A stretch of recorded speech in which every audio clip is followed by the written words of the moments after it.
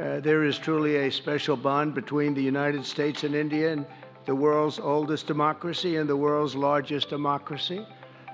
And I believe the world's largest country in terms of the numbers of people. বর্তমানে ভারতীয় প্রধানমন্ত্রী Narendra Modi Washington সফরে রয়েছেন।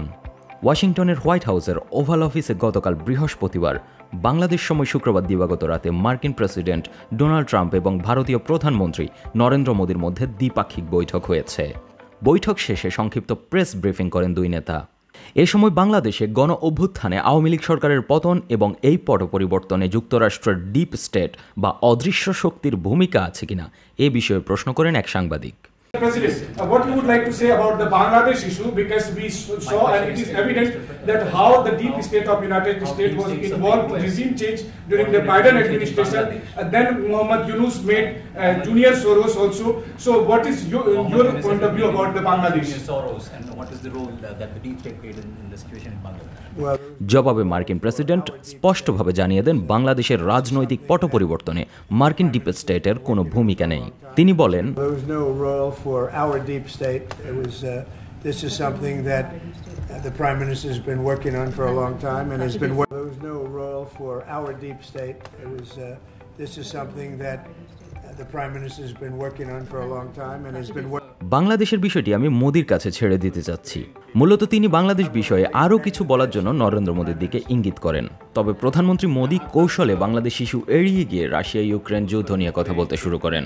বাংলাদেশে যুক্তরাষ্ট্রের ডিপ স্টেটের ভূমিকা নিয়ে সাংবাদিকদের প্রশ্নের জবাবে ট্রাম্প বলেন, আমাদের ডিপ স্টেটের এখানে বাংলাদেশের রাজনৈতিক পট পরিবর্তনে কোনো ভূমিকা ছিল না। প্রধানমন্ত্রী নরেন্দ্র মোদি বাংলাদেশের বিষয়টা নিয়ে দীর্ঘদিন ধরে কাজ করছেন। এটা নিয়ে ভারত শত শত বছর ধরে কাজ করছে।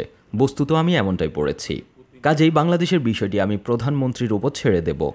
এই বলে প্রেসিডেন্ট ট্রাম্প পাশে বসা ভারতীয় প্রধানমন্ত্রীর দিকে ইঙ্গিত করেন। Well, there was no role for our deep state. This is something that the Prime Minister has been working on for a long time and has been worked on for hundreds of years, frankly. I've been reading about it. But I will leave Bangladesh to the Prime Minister.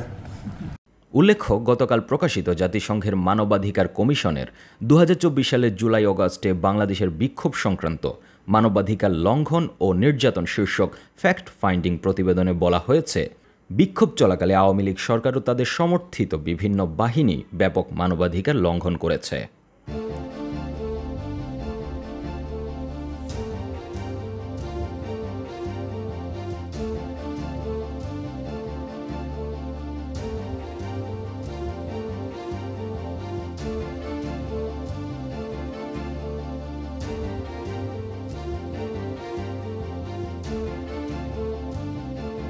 Desk report, 21 television.